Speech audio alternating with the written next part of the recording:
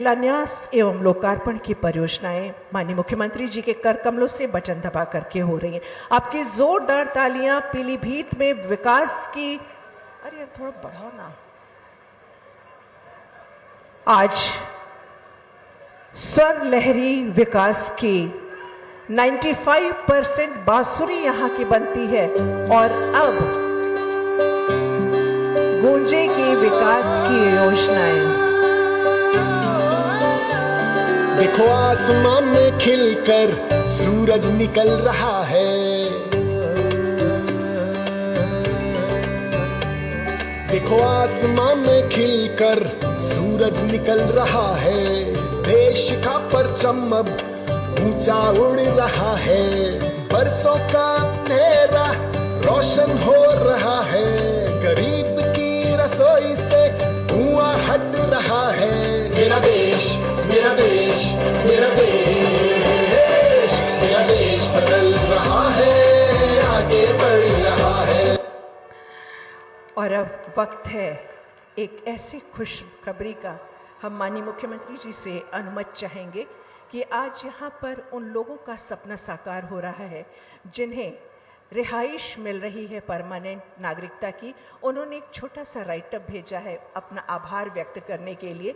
1 minute लगेगा पढ़ने में सर, वो आभार व्यक्त करना चाहते हैं। वर्ष 1971 में पूर्वी पाकिस्तान में हुई भीषण हिंसा और उत्पीड़न के कारण हजारों परिवारों को अपना घर बार छोड़कर भारत की शरण लेनी पड़ी। इन विस्थापित परिवारों को भारत सरकार द्वारा देश के विभिन्न राज्यों एवं जनपदों में बसाया गया। जनपद पीलीभीत में इस समय इन परिवारों को 4 तहसीलों में बसाया गया। यद्यपि इन परिवारों को रहने के लिए भूमि उपलब्ध कराई गई, किंतु वर्षों तक उन्हें इन भूमि का मालिकाना हक प्राप्त नहीं हो सका। परिणाम स्वरूप वे अपने बच्चों के नाम अपनी संपत्ति का हस्तांतरण नहीं कर पाए। भूमि संबंधित वैध अभिलेखों के अभाव में उन्हें सरकार की तरफ से अनेक कल्याणकारी योजनाओं का लाभ नहीं मिल पाता था। ऐसे समय में उत्तर प्रदेश के यशस्वी मुख्यमंत्री श्री योगी आदित्यनाथ जी ने इस लंबे समय से लंबित मानवीय समस्या का समाधान करने की दिशा में महत्वपूर्ण पहल की। उनके संवेदनशील नेतृत्व और दृढ़ संकल्प के कारण इन परिवारों को न्याय मिलने का मार्ग प्रशस्त हुआ, उन्हें सम्मानपूर्वक हो गया। हम आभारी हैं माननीय मुख्यमंत्री जी आपके। बहुत बहुत धन्यवाद आपका।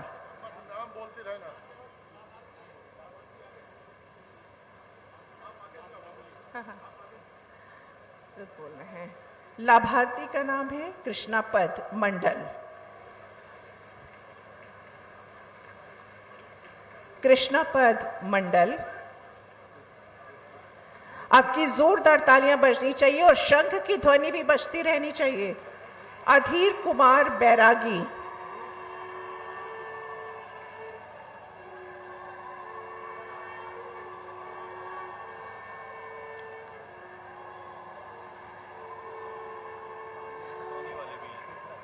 मनोज मंडल,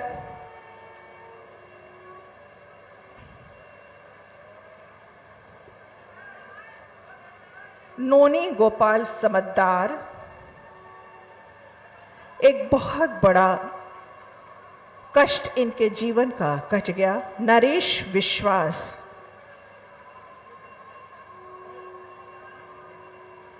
नरेश विश्वास, सुनीता मंडल,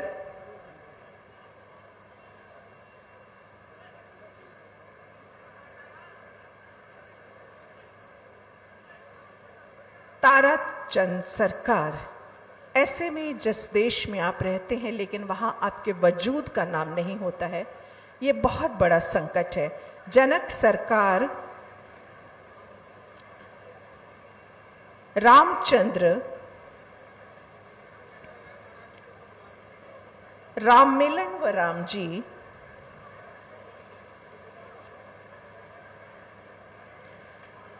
सतीश रॉय, संतोष पार।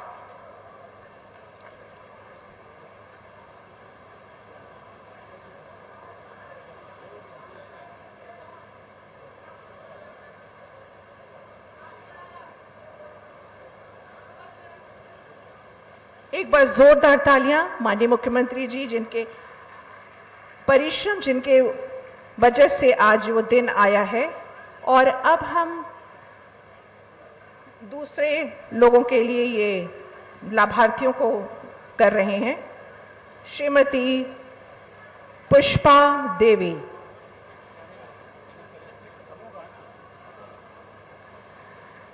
श्रीमती पुष्पा देवी, इनको मुख्यमंत्री जी द्वारा दिया जा रहा है।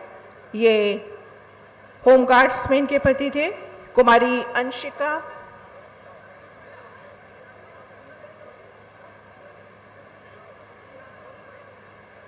कुमारी अंशिका मुख्यमंत्री बाल सेवा योजना के अंतर्गत लाभान्वित। कुमारी मीनू महिला कल्याण विभाग से इनको मिल रहा है। मुख्यमंत्री कन्या सुमंगला योजना के अंतर लाभान्वित 25,000 का चेक इनको मिल रहा है। श्रीमती सोनी देवी, ग्राम विकासखंड गरौरी, 30,000 लाख का ऋण एवं 24 लाख अनुदान राशि स्वीकृत है कृषि विभाग के द्वारा। श्री हेमंत राठौर, मुख्यमंत्री युवा स्वराज योजना, भारतीय स्टेट बैंक द्वारा धनराशि 16,73,686 रुपए। श्रीमती पुष्पा देवी, सरस्वती स्वयं सहायता समूह, श्रीमती पूजा देवी, श्रीमती पुष्पा देवी और श्रीमती पूजा देवी एक साथ हैं। इनको 30,000 रुपए का रिवॉल्विंग फंड है और 1.5 लाख रुपए सामुदायिक निवेश निधि प्रदान की जा रही है। श्री कमलेश गंगवार, श्री कंगलेश गंगवार, नंदिनी कृषक समृद्धि योजना के अंतर्गत 25 गायों के प्रोजेक्ट लगाने हेतु। और सबसे अच्छी बात, श्री धीरेन्द्र सिंह,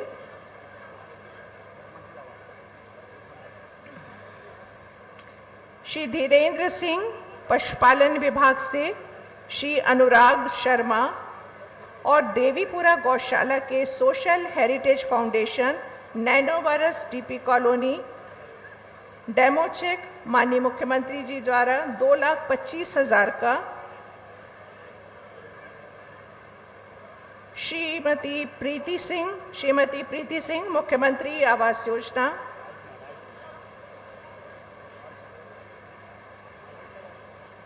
प्राकृतिक आपदा से प्रभावित डूडा, श्री अरविंद और श्रीमती इंद्रावती, आयुष्मान भारत प्रधानमंत्री जन योजना।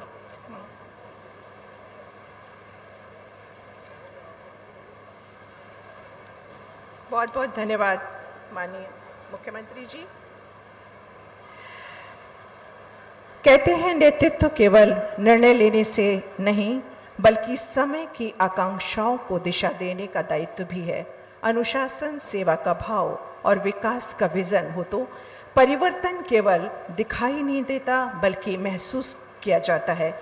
इन सभी के लिए ये गौरव और हम सभी के लिए गौरव का, सौभाग्य का अवसर है कि प्रदेश के मुखिया, करोड़ों प्रदेशवासियों की आशाओं के प्रतिनिधि माननीय योगी आदित्यनाथ जी को पूरे सम्मान और विनम्रता के साथ प्रेरक और मार्गदर्शन के लिए हम संबोधन के लिए सादर आमंत्रित करते हैं। आपकी जोरदार तालियां।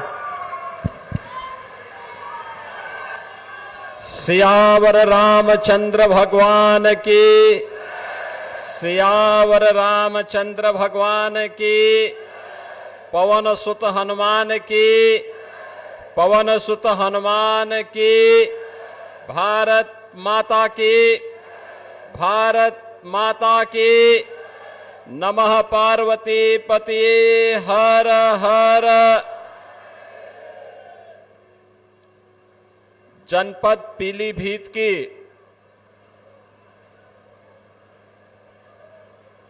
दो विधानसभाओं बीसलपुर और बरखेड़ा के परियोजनाओं के लोकार्पण और शिलान्यास के साथ ही 2,500 परिवारों को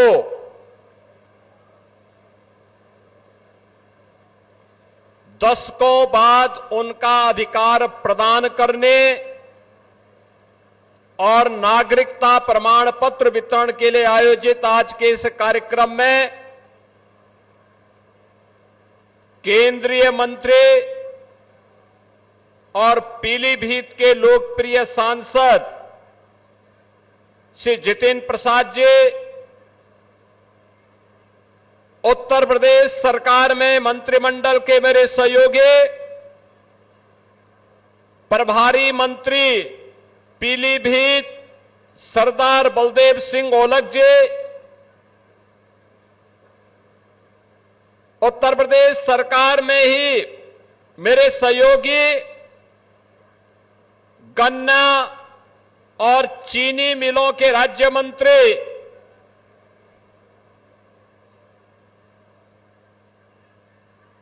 पीलीभीत के लोकप्रिय विधायक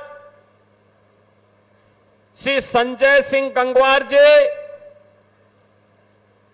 हमारे लोकप्रिय विधायक बरखेड़ा स्वामी प्रवक्तानंद जी, लोकप्रिय विधायक बीसलपुर श्री विवेक वर्मा जी, मान्य विधायक पूरणपुर श्री बाबूराम पासवान जी, जिला पंचायत अध्यक्ष श्रीमती दलजीत कौर जी, विधान परिषद सदस्य श्री सुधीर गुप्ता जी, भारतीय जनता पार्टी के जिलाध्यक्ष श्री गोकुल प्रसाद मौर्य जी, सुरेश गंगवार जी, गुलशन आनंद जी, संजीव प्रताप सिंह जी, पूर्व मंत्री विनोद तिवारी जी, पूर्व विधायक किशनलाल राजपूत जी, महिला आयोग की सदस्य श्रीमती पुष्पा पांडे जी, जिला सहकारी बैंक के अध्यक्ष श्री सतपाल गंगवार जी, नगर पालिका परिषद पीलीभीत के अध्यक्ष श्रीमती आस्था अग्रवाल जी, पूरनपुर नगर पालिका परिषद के अध्यक्ष श्री शैलेंद्र गुप्ता जी, हमारे सभी नगर पंचायतों के अध्यक्षगण, ब्लॉक प्रमुखगण और भारी संख्या में उपस्थित जनपद पीलीभीत, बीसलपुर और बरखेड़ा के मेरे सभी बहन और भाइयों, मैं सबसे पहले अपनी प्राकृतिक सौंदर्य, जैव विविधता, विश्व प्रसिद्ध टाइगर रिजर्व के लिए जाने वाला पीलीभीत और कृष्ण कन्हैया की मुरली को भी अपने हुनर से एक नई पहचान दिलाने वाली इस पावन धरा को कोटि कोटि नमन करते हुए आप सभी का मैं हृदय से अभिनंदन करता हूं। मैं आज बधाई देता हूं माननीय जितिन प्रसाद जी और हमारे दोनों विधायकों और यहां जनपद के सभी जनप्रतिनिधियों के परिश्रम और पुरुषार्थ के कारण आज लगभग 600 करोड़ रुपए की परियोजनाओं का सौगात, यहां का उपहार इन दोनों विधानसभा और जनपद को प्राप्त हो रहा है। और उससे भी बढ़कर विकास के साथ साथ अपनी विरासत को संरक्षित करने की इच्छा से आए हुए आज से लगभग 56 वर्ष पहले बांग्लादेश से निकाले हुए प्रताड़ित हिंदू, बौद्ध, जैन और सिख को प्रधानमंत्री मोदी जी के विजन के अनुरूप जनपद पीलीभीत में उनको पुनर्वासित करने और नागरिकता प्रदान करने के लिए मैं जिन लोगों को यह सुविधा प्राप्त हो रही है उन सभी को भी मैं हृदय से बधाई देता हूं, अपनी शुभकामनाएं देता हूं। बहनों और भाइयों, इन लोगों के लिए पुनर्जीवन है।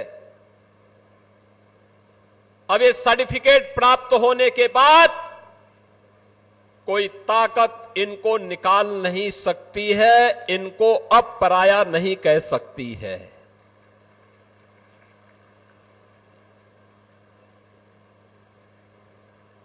ये काम प्रधानमंत्री मोदी जी ने किया। ये काम देश के गृह मंत्री से अमित शाह जी ने किया, जिसके कारण अब इन लोगों को अपनी विरासत को संरक्षित करने का एक प्लेटफॉर्म जनपद पीलीभीत में उत्तर प्रदेश में प्राप्त हो गया है। अब ये अपने आने वाली पीढ़ी के सपनों को सजोने के लिए, उसको आगे बढ़ाने के लिए, उसे एक नई उड़ान देने के लिए बंगाल से, पूर्वी बंगाल से, आज के बांग्लादेश से निकाले हुए प्रताड़ित इन हिंदुओं को, बौद्धों को, सिखों को, जैनियों को अब यहां पर भी उसी सम्मान के साथ, उसी गौरव के साथ जीने का अधिकार प्राप्त हो जाएगा। अब न इनको पुलिस परेशान करेगी, न राजस्व विभाग परेशान करेगा, न फॉरेस्ट के लोग परेशान करेंगे, न किसी अन्य विभाग के लोगों की प्रताड़ना इन्हें सहनी पड़ेगी। आप सोचो ना, कांग्रेस के पाप के कारण पहले बांग्लादेश बना, बांग्लादेश पाकिस्तान बनना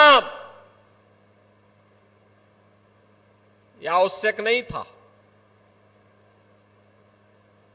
यह आवश्यक नहीं था। सत्ता लोलुपता का परिणाम था पाकिस्तान का निर्माण। अगर उस समय का कांग्रेस का नेतृत्व अड़िग हो गया होता, जिन्ना अपनी मौत मर गया होता और भारत का विभाजन, दुर्भाग्यपूर्ण विभाजन नहीं होता। लाखों हिंदुओं का कत्लेआम हुआ, लाखों हिंदुओं को अपनी पैतृक भूमि को, अपने पुण्य भूमि को छोड़ना पड़ा।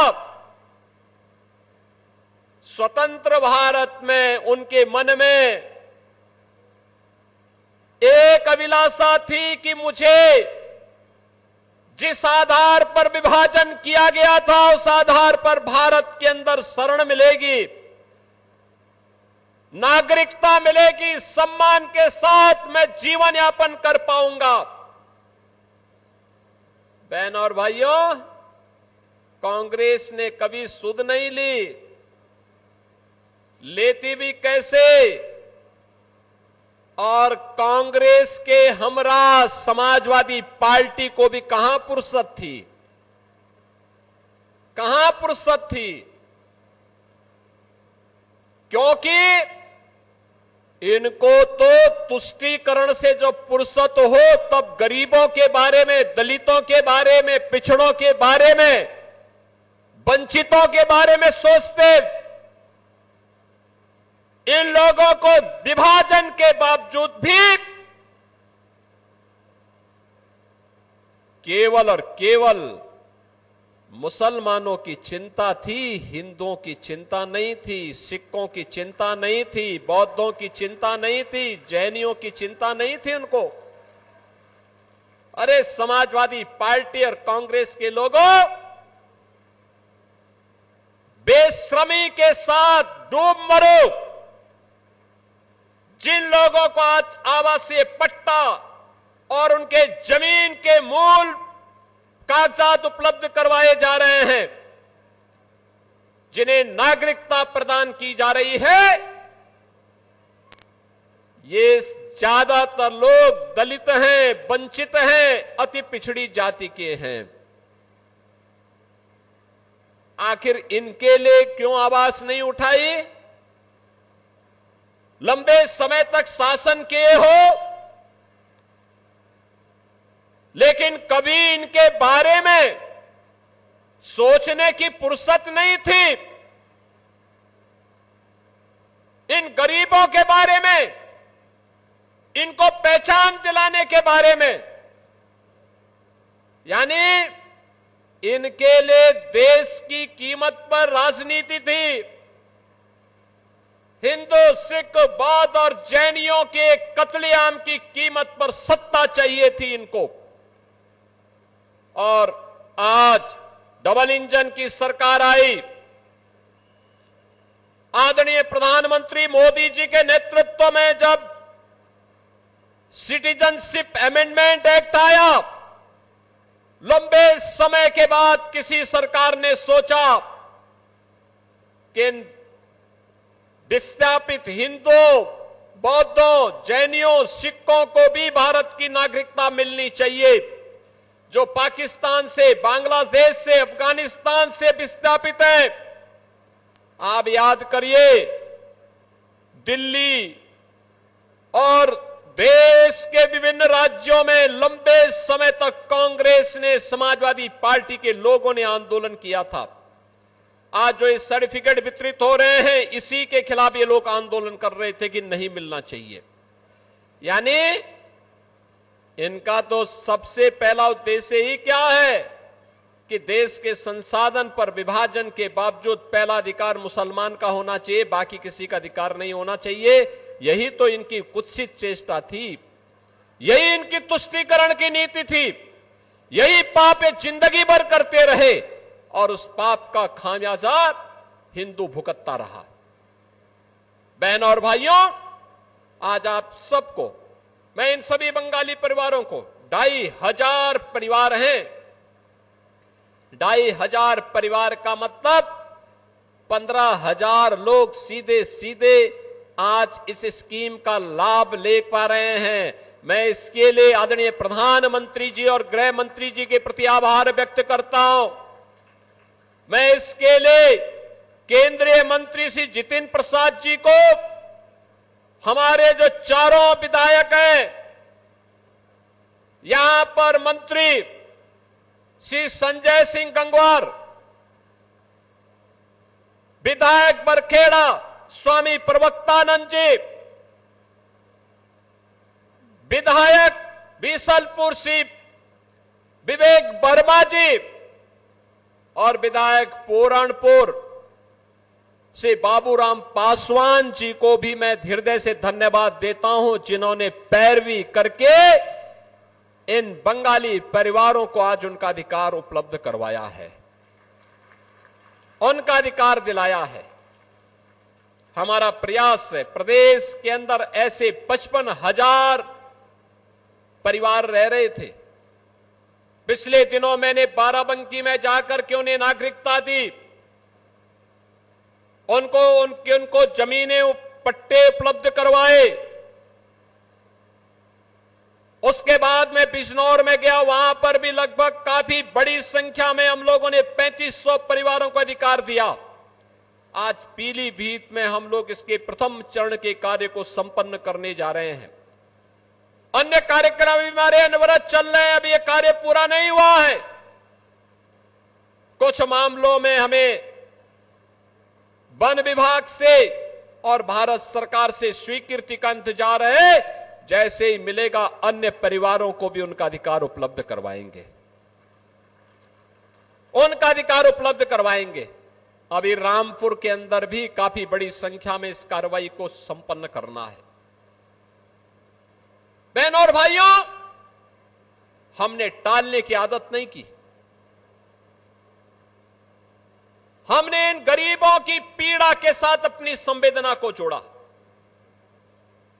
ये संवेदना समाजवादी पार्टी भी जोड़ सकती थी। 4-4 बार प्रदेश में शासन करने का अवसर मिला था, लेकिन ये तब सुनते जब बबुआ को समय पे जगने की आदत हो। 12 बजे सो करके उठेंगे, 2 बजे तक तैयार होंगे, फिर 5 बजे जिम चले जाएंगे, तो गरीब की पीड़ा को सुनने की आदत कहां? उनके लिए विकास तो केवल सिपाही का विकास है। पीलीभीत उनके एजेंडे में नहीं था। पीलीभीत उनके एजेंडे में नहीं था। पीलीभीत एजेंडे में होता, 4 बार सरकार होने पर पीलीभीत में मेडिकल कॉलेज बन गया होता। पीलीभीत की बांसुरी को पहचान मिल गई होती। पीलीभीत और लखीमपुर खीरी को जोड़ने वाला पुल का निर्माण हो गया होता। यहां के टाइगर रिजर्व को वैश्विक मान्यता भी मिल गई होती। इन गरीबों को उनके जमीन का अधिकार और नागरिकता का प्रमाण पत्र तब भी मिल गया होता। फुर्सत नहीं थी, फुर्सत नहीं थी, क्योंकि इनके लिए तो फुर्सत अपने परिवार के अलावा दुनिया के लिए इनके पास कोई फुर्सत है ही नहीं। परिवार तक सीमित रहने वाले लोग समाज का कल्याण नहीं कर सकते, देश का कल्याण नहीं कर सकते। और इसीलिए तो उत्तर प्रदेश की जनता जनार्दन ने इनकी साइकिल को पंचर करके इस लायक बना दिया कि वो चलने ही न पाए। क्योंकि वो साइकिल चलेगी तो दंगा करवाएगी, उपद्रव करवाएगी, कर्फ्यू लगाएगी, गुंडागिर्दी करेगी, बेटी की सुरक्षा में सेंध लगाएगी, व्यापारी के साथ लूटपाट करेगी, गुंडागिर्दी के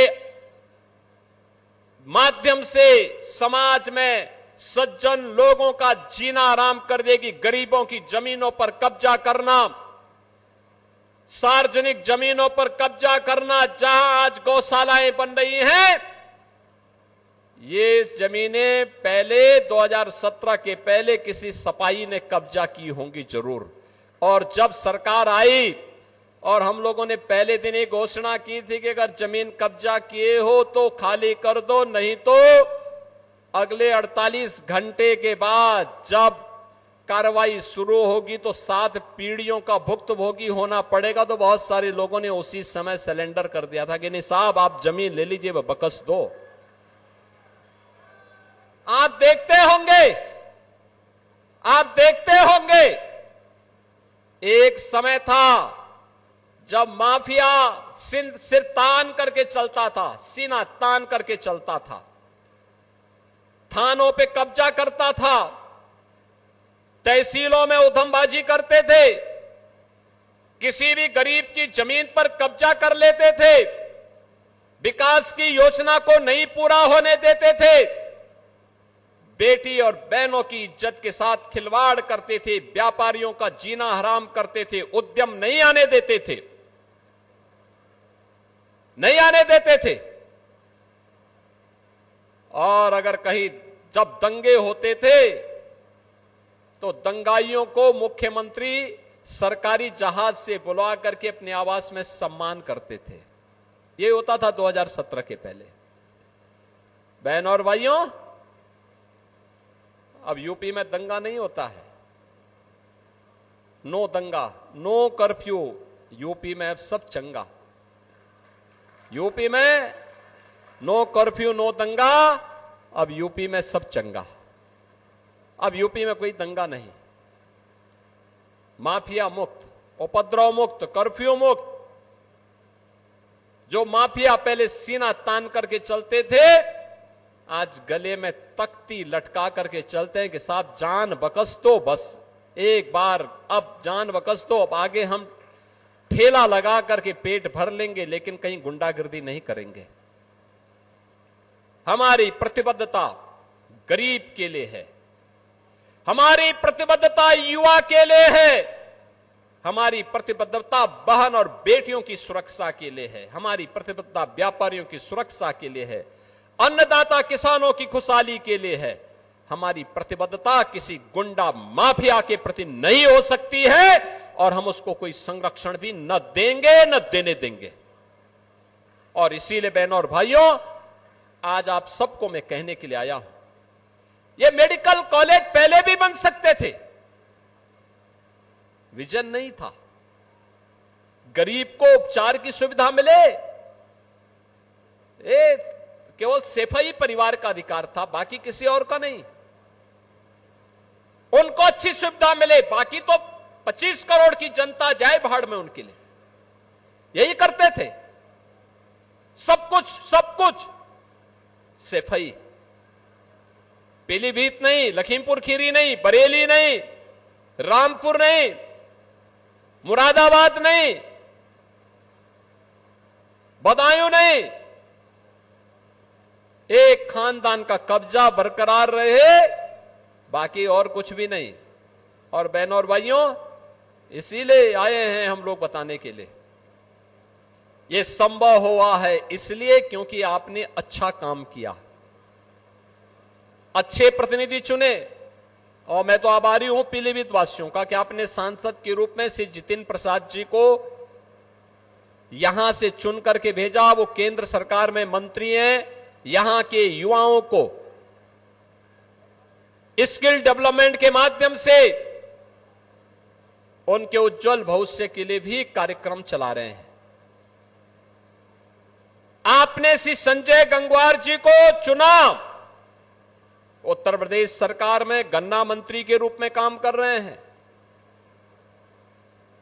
आपने स्वामी प्रवक्तानंद जी को चुना, विकास की योजनाओं को लेकर के आ रहे हैं। आपने श्री विवेक वर्मा जी को चुना, वे विकास की योजनाओं को लेके आ रहे हैं, आपका अधिकार आपको दिला रहे हैं। बाबूराम पासवान जी को चुनाव जिता करके भेजा, विधायक बना करके भेजा, वे विकास के लिए निरंतर प्रयासरत हैं। ये सभी लोग जब जीत करके जाते हैं तब मेडिकल कॉलेज आता है, तब पुल आता है, तब सिंगल लेन की सड़क 2 लेन और 4 लेन में बदलती है, और तब जैव विविधता के लिए पीलीभीत जनपद दुनिया के अंदर विख्यात होता है, टूरिज्म बढ़ता है। और बहनों और भाइयों, आज मुझे देख करके अच्छा लगा। मुझे यहां पे जब गरीबों के कल्याण के लिए उन्हें शासन की कल्याणकारी योजनाओं का लाभ जब मैं प्रदान कर रहा था, कितनी खुशी थी उनके चेहरे पर। कोई युवा सीएम उद्यमी स्कीम से लाभान्वित हो रहा है, कोई पीएम विश्वकर्मा स्कीम से लाभान्वित हो रहा है, कोई पीएम आवास योजना में, कोई सीएम आवास योजना में, और कहीं पर एनआरएलएम के तहत लखपति दीदी को यहां पे डमी चेक उपलब्ध करवाया जा रहा था, और कहीं पे नागरिकता प्रमाण पत्र और कहीं पे जमीन का प्रमाण पत्र उपलब्ध करवाने का कार्य इस मंच से हो रहा था। कितना अच्छा लग रहा था। पाने वाले लोग भी, आप सोचो उन बुजुर्गों की उम्र आज से 56 साल पहले जब ये लोग विस्थापित होकर के आए होंगे, 55-56 वर्ष पहले जब आए होंगे, तब उनकी उम्र 15 से 25 के बीच रही होगी। आज उम्र ढल चुकी है, आंखें तरस गई, प्रताड़ित होना पड़ा होगा, कहीं फॉरेस्ट से, कहीं राजस्व कर्मियों से, कहीं पे पुलिस से, कहीं पे किसी अन्य कर्मी से। क्या पीड़ा झेली होगी, कितनी प्रताड़ना झेली होगी, हर स्तर पर अपमानित होना पड़ा होगा। गलती क्या थी? गलती कांग्रेस की थी, जिन्होंने 1947 में भारत का विभाजन स्वीकार किया था। भारत का विभाजन नहीं होता, इन गरीबों को, इन बंगाली परिवारों को विस्थापित नहीं होना पड़ा होता, नहीं होना पड़ा होता, और आने वाले समय में किसी हिंदू को विस्थापित न होना पड़े। इसके लिए तो उत्तर प्रदेश में अब हम लोग डिफेंस मैन्युफैक्चरिंग कॉरिडोर में प्रधानमंत्री जी के दूरदर्शी विजन को ध्यान में रख करके अब ब्रह्मोस मिसाइल भी बना रहे हैं। इस समाजवादी पार्टी के लोग तो कट्टा बनाते थे, कट्टा और बम बनाते थे व्यापारियों को लूटने के लिए, गरीबों को लूटने के लिए, और हम बना रहे हैं ब्रह्मोस मिसाइल। ब्रह्मोस मिसाइल जब दगती है और पाकिस्तान पर छोड़ी जाती है तो पाकिस्तान भी चिल्ला उड़ता है, बाप बाप चिल्ला उड़ पड़ता है। यह है पाकिस्तान की नियत। और बहनों और भाइयों, उसी लड़ाई को लड़ने के लिए आज डिफेंस मैन्युफैक्चरिंग कॉरिडोर का एक हब बन रहा है यूपी। अब यूपी के अंदर विकास हो रहा है। एक इकोनॉमिक कॉरिडोर इसी पीलीभीत से होते हुए जा रही है शामली के लिए, गोरखपुर से पीलीभीत होते हुए, मुरादाबाद होते हुए, और ये जाएगी सीधे शामली, और शामली से फिर आगे पानीपत, गोरखपुर से सिलीगुड़ी तक जाएगी। यानी पीलीभीत का व्यक्ति अगर चाहे तो गोरखपुर की तरफ जाना है, चाहे वह शामली या मुरादाबाद की तरफ जाना है, वह इकोनॉमिक कॉरिडोर आपको आसान रास्ता कर देगा, आसान रास्ता। जितने अच्छे मार्ग बनेंगे, जितनी कनेक्टिविटी में गति होगी, उतनी ही तेज प्रगति होगी। याद रखना, प्रगति का आधार गति पर है, उस प्रकार का इंफ्रास्ट्रक्चर पर है, और वह इंफ्रास्ट्रक्चर आज हम दे रहे हैं। हमने पिछले दिनों प्रधानमंत्री जी के कर कमलों से गंगा एक्सप्रेसवे का लोकार्पण करवाया था। गंगा एक्सप्रेसवे, बहनों और भाइयों, गंगा एक्सप्रेसवे भारत का सबसे बड़ा एक्सप्रेसवे। आज जो भी गंगा एक्सप्रेसवे से जाता है, पहले गाजियाबाद से या मेरठ से लखनऊ की दूरी तय करने में समय लगता था 8 घंटे, 6-6.5 घंटे। अब मात्र 4 घंटे में मेरठ से लखनऊ लोग आ जा रहे हैं। मात्र 5 घंटे में मेरठ से प्रयागराज पहुंच जा रहे हैं। यह है गति। और यही गति जब इस प्रकार के वर्ल्ड क्लास इंफ्रास्ट्रक्चर के साथ जुड़ती है तो वही गति प्रगति के साथ जुड़ जाती है। और जब भी इंफ्रास्ट्रक्चर नहीं होता है, अच्छा इंफ्रास्ट्रक्चर, अच्छी रोडें नहीं होती हैं, अच्छे एयरपोर्ट नहीं होते हैं, रेलवे की अच्छी सुविधा नहीं होती है, तो तब अर्थव्यवस्था की दुर्गति होती है। बहनों और भाइयों, ये डबल इंजन की सरकार है। ये डबल स्पीड के साथ चलती है, बुलेट ट्रेन की स्पीड से चलती है, विकास भी लाती है, विरासत को भी सम्मान देती है। हर व्यक्ति को, क्या गांव, क्या गरीब, क्या किसान, क्या नौजवान, क्या महिलाएं, इन सब के उत्थान के लिए भी कार्य करती है। और उसी को ध्यान में रख करके डबल इंजन सरकार कार्य कर रही है। मैं पीलीभीत जनपद वासियों को बधाई देता हूं। स्वास्थ्य की सुविधा का लाभ, बेहतरीन कनेक्टिविटी का लाभ आप सबको जो प्रदान हो रहा है, इसके लिए पीलीभीत वासियों को मैं बधाई देता हूं। और मैं विश्वास करता हूं पीलीभीत विकास की इस प्रक्रिया के साथ इको टूरिज्म के एक नए हब के रूप में अपने आप को स्थापित करेगा। ये डबल इंजन सरकार का पूरा सहयोग आपके साथ में है। हम आपको पूरा सपोर्ट करेंगे, हर प्रकार का सहयोग करेंगे। आपसे केवल एक ही विनती है, हमारे इन जनप्रतिनिधियों का और पदाधिकारियों का आप सहयोग करिए। डबल इंजन सरकार पाखड़े विचार करके आपका विकास के लिए पूरा सहयोग करने को तैयार है, हर स्तर पर सहयोग करने को तैयार है। जो भी आप कहेंगे, ये जनप्रतिनिधि जो भी प्रस्ताव रखेंगे, हम उसके लिए पूरी मजबूती के साथ, पूरी प्रतिबद्धता के साथ उसे आगे बढ़ाने का कार्य करेंगे। और आज सबसे ज्यादा खुशी विकास के साथ साथ इन बंगाली परिवारों को मिला उनका अधिकार है। 5 दशक, 5.5 दशक के बाद उनको यह अधिकार प्राप्त हो रहा है। मैं इनको बधाई देता हूं।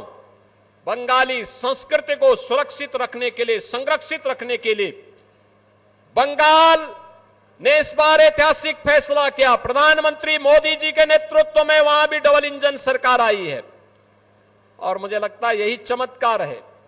बंगाल में डबल इंजन का कमल खिला और पीलीभीत में 5 दशक से इंतजार कर रहे बंगाली परिवारों को भी उनका जमीन का अधिकार और उनकी नागरिकता प्रमाण पत्र प्रारंभ हो गया है। इस सब के लिए आपको बधाई, मंगलमय शुभकामनाएं और विश्वास करता हूं कि आप इस संस्कृति को अक्षुण्य बनाए रखने के लिए कार्य करेंगे।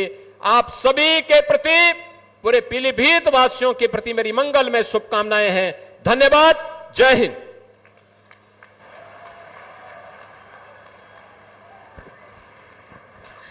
बहुत बहुत धन्यवाद माननीय मुख्यमंत्री जी।